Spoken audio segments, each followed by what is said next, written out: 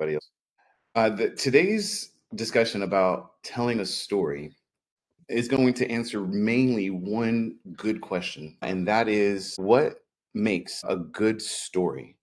What makes a good story? Because at some point, if it hasn't already happened today, it's going to happen later on. Somebody's going to ask you, how's your day? Or they're going to say, how was your weekend? And if we don't tell a good story, what we have is just boring small talk and pleasantries when we really want like something more interesting and a deeper connection. But if you could tell a really good story, you become the most interesting person in the room because most people don't know how to tell a good story. And so that's what we're going to talk about, storytelling secrets. I'm going to share with you a formula that Hollywood uses and like a lot of TV shows will use, and how to take Hollywood's framework to use in everyday conversation so you can be more influential, memorable, liked, so you can have those deep conversations that you prefer to have. When you think about Hollywood structure, I would imagine that for some people, they're thinking, man, do I need 1 to 2 hours to tell a good story? The reality is that you don't. All you need is 60 seconds even in order to tell a really, really compelling story. I'm going to show you exactly how you can use Hollywood's framework to tell a good story through comedians. This comedian told a really funny story that got the audience engaged, and he told it in 60 seconds. So what I'm going to do is I'm going to play this 60-second clip. You can tell me what you thought was what made this story compelling, and then we'll actually see the secret of what Hollywood says this is why the story was compelling. Face to face with a real Russian gangster with the wife beater and the tattoos with the track pants and the cigarette. And he just stares me up and down. A frat boy from Florida State. I was wearing a fanny pack. He just looks at me and goes, "Stole." I fucking panicked. And everything I had planned on saying flooded out of my head. And all I said to him in Russian in his doorway was, "I am the machine." And he started laughing. He goes, "What did you say?" I was like, "I'm the machine." He grabs me and he goes, "Come in and tell my friends." Brings me in a room full of 9 Russian gangsters drinking and smoking and just goes, "Stop. Tell them what you said." Now I'm like, fuck it. I'm the machine. They looked at each other, looked at me, and they're like, fuck it. He's the machine. And I became the machine. And these guys loved me. All right, so that was Bert. Have you ever heard that story before, that comedian? Yeah, I've seen that video. Right? Such a great story. That was 60 seconds, and that's all he needed to get an audience engaged in that particular story. So the question I have for you is, without knowing anything about story structure, what do you think made that story interesting? Yeah, so I'm not sure about the structure, but I know it's because we felt what he felt. He made us feel like how he was in that moment. That's really good. I do like that. That's definitely part of like story elements, is helping people to feel what you feel. And I think that when a lot of people see what he just did, a lot of people might say it's because he was super animated, or maybe because he was super detailed. And those things didn't hurt. They definitely helped. But the structure is where the real secret is. And that's the secret that most people miss. Most people are just going to say something more in chronological order. So, like, for example, if somebody says, how's your day or how was your weekend? You're going to be like, well, I slept in, and then I ate breakfast, and then I went to whatever, right? And then it's very like chronological. But he didn't do that intentionally. He did something different. And I think the best way to explain this, he did something that the creators of South Park have been doing for a very, very long time. The creators of South Park, when they were teaching a group of students, have made the simplest story structure explanation I have ever heard. And I don't think that I could do it really any better than they did. So I'm going to let them explain like what real good story structure is. And then we can go back to Bert and his story, and we can pick apart exactly why that structure worked for Bert and how it can then work for you. So here is what the creators of South Park had to say about story structure. The scene has to work as a kind of funny sketch. You don't want one scene that's just like, well, what was the point of that scene? we've found out this really simple rule. We can take these beats, which are basically the beats of your outline, and if the words "and then" belong between those beats, you're f***ed. And between every beat that you've written down is either the word "therefore" or "but." Right? So what I'm saying is that you come up with an idea and it's like, okay, this happens, right? And then this happens. No. It should be this happens, and therefore this happens. But this happens, therefore this happens. And that, as soon as we are able to, and literally sometimes we'll write it out to make sure we're doing it. We'll have our beats and we'll say, okay, this happened, but then this happens, and that affects this, and that does to that, and that's why you get a show that feels like, okay, this to that, to this to that, but this, here's the complication, to that. So maybe you saw in that, again, the explanation was if we say this happened, then this happened, then this happened, the story is not interesting, which is, again, how most people tell a story.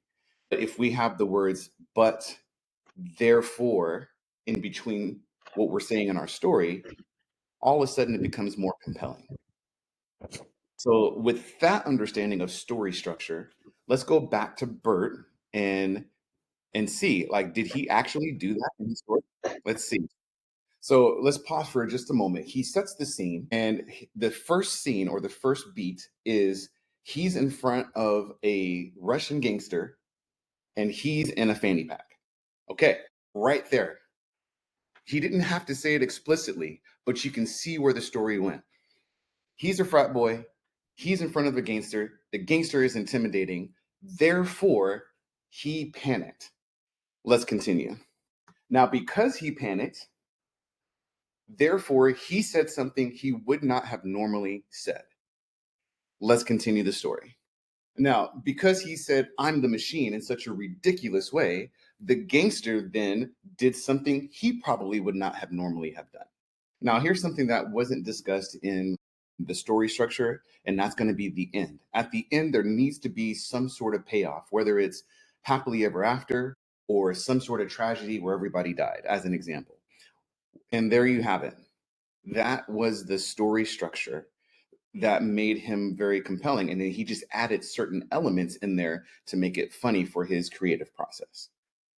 Now you might be looking at that. It's like, well, that's great, Rico. This is a comedian. He's a professional. How do I do this in everyday conversation? We don't get face to face with Russian mobsters and have that story to tell. And I'll tell you a personal example. And this comes with a lot of practice.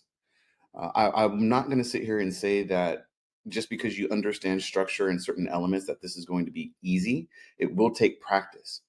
But when you practice enough times, it eventually does become more normal in your everyday speech without you thinking about it. And that's when you become really an interesting person to talk to by everybody's standards.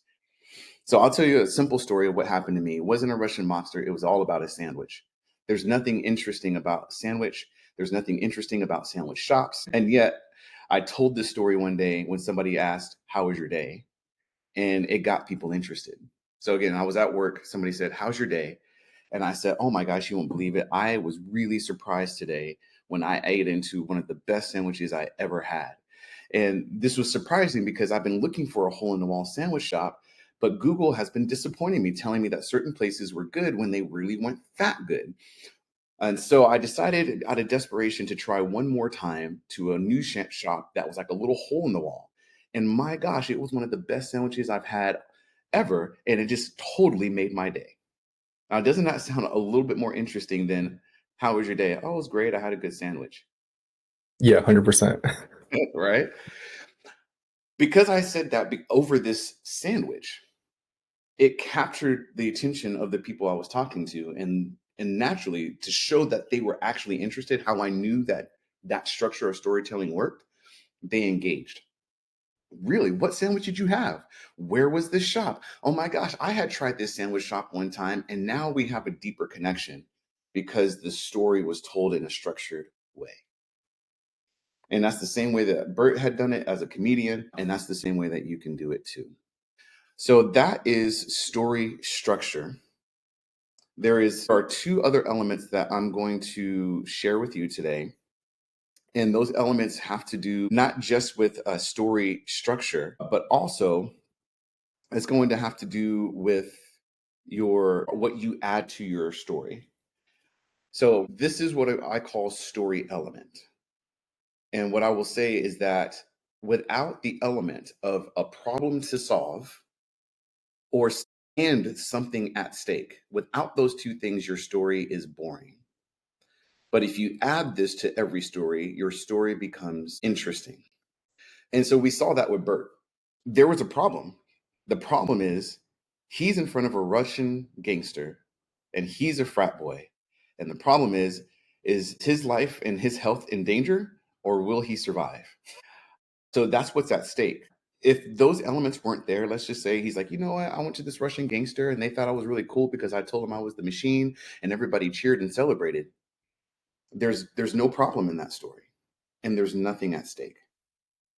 Or something as simple as the sandwich story that I was giving, right? If I hadn't said, man, I had been looking unsuccessfully, which was my problem. Google has been letting me down, but I really wanted this a good sandwich spot. Like if there was no problem and there's no stake, there's no interesting story. So you have to add that element into whatever you're doing. So again, normal conversation. You could say, "How was your day?" And if you just go in chronological order and say, "Well, I woke up, I went to work, I ate dinner, and then I went to bed." There's no problem. There's no stakes, and it doesn't follow the formula that South Park has clearly laid out. But what if you instead, by example, said, "How was your day?" And you said, "Oh my gosh, today I was really surprised at how well the day went because when I woke up, I had this massive headache and I didn't think it was going to go away. But I took some medicine and it started to die down a little bit. And then the traffic was actually really good on my way to work. And when I got to work, instead of my boss breathing down my neck, he called in sick. And oh my gosh, like it made the day so much better. I ended up having a great sandwich with my friends at work. And the day was surprisingly better than I thought it would ever be." Right? That's how you tell a story. Everyday conversation. So we have your story structure, we have your elements, and your main elements. Those are not all the elements, by the way. I think Hollywood, depending on what book you read, has between 7 and 15 different elements for a good, compelling story. But for us, an everyday talk, problem, stakes. How can you introduce that into your story? And what I would encourage you to do is every day when you're like reflecting on your story for that day or for that weekend, prepare ahead because you know somebody's going to ask. And so when somebody says, "How was your weekend?" What was the problem and the stakes that you had? Okay. There is a third element, and this is a bonus. The third element has to do with the words that you say that help make the transition a little bit better. I call these story enhancers. And this is going to be a little bonus part, advanced storytelling. Because if you don't want to say therefore all the time, but this happened all the time, but some of the best comedians will use time and emotion as a way to make those transitions more seamless. And when you get really good at telling a story with the structure and you get really good at adding the elements of problem and stakes, when you add these story enhancers, all of a sudden you can take several little stories and make it into one giant story. And this is how you hold people's attention in conversation. This is how you hold people's attention when it comes to giving a talk on stage or when you're in an interview. And one of my favorite comedians that does this, I think maybe the best, is Dave Chappelle. So what I'm going to show you next is how does Dave Chappelle use this story structure, use problem and stakes, and then use story enhancers to make several stories into one story. Now I'm walking through Greenwich Village, and I see something I've never seen before. 3-card Monte. You know what that is?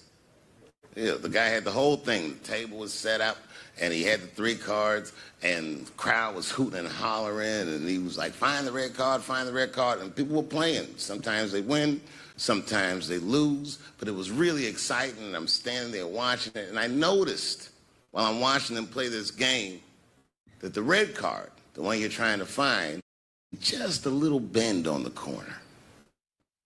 And I'm watching it, and I'm like, yo, this guy doesn't seem to know that red card is bent. I'm going to beat this motherfucker. So I just want to pause just to recognize he saw something that was unusual. Therefore, he took this action. So he's following the story structure. And he's also about to identify a problem and raise the stakes. Let's see how. And I walked up to the table and I said, let me play a hand. And I put my last $60 on that table. And Right there. I put my last $60 on the table. So now the stakes are raised. If he wins, he's going to win a lot of cash. But if he loses everything. Those are the stakes. he starts to shuffle and find the red card, find the red card. And I kept watching that bent card go around the table, make sure I kept my eyes on that bent card. And when he stopped shuffling and he said, find the red card, I pointed to it with confidence. Here it is right here. And he flipped it over and it was black. Now I said that was a 3-minute clip, but the clip is actually a bit longer than that, because before that he talked about how he was going to go on a date with a really beautiful girl, but he didn't have nothing but the $60, and he put that whole $60 on that game. Afterwards in that story, he continues to talk about how the stakes got raised again, because he's like, how did I lose my money? And when he figured it out, he called them out. And suddenly that guy who was doing the 3-card money picked him up by his shirt and said he was about to beat this kid, but didn't, because Dave Chappelle had fear in his eyes. And immediately, once this man saw that fear, he softened and taught Dave Chappelle a lesson through his words that Dave Chappelle never forgot. But did you hear the structure? Did you see the problem and the stakes that he communicated? There's a reason why he didn't just say, I gave him $60. I gave him my last $60 because it raised the stakes. The ending, either you have to have a happily ever after or a tragedy. And his story ended in tragedy. He lost all his money. But if you really want to make a story even better than that, at the end, you say what you learned from it. And what Dave Chappelle would later on go on to explain is that he learned to never get in the way of how a person makes money. Taking away a man's liveliness is akin to killing him. But again, he's doing this for an audience. My encouragement is to take the story structure, take the elements of problem and stakes, and focus on those and really practice. And when you get good at that and you get more comfortable, add in the story enhancers. Say things like shockingly, suddenly, things like that. And when you do that, you can string many stories together to keep people's attention, and it makes you the most interesting person in the room. Because unlike everybody else who says this happened and then this happened, you are going to have something that's way more engaging for people to want to listen to.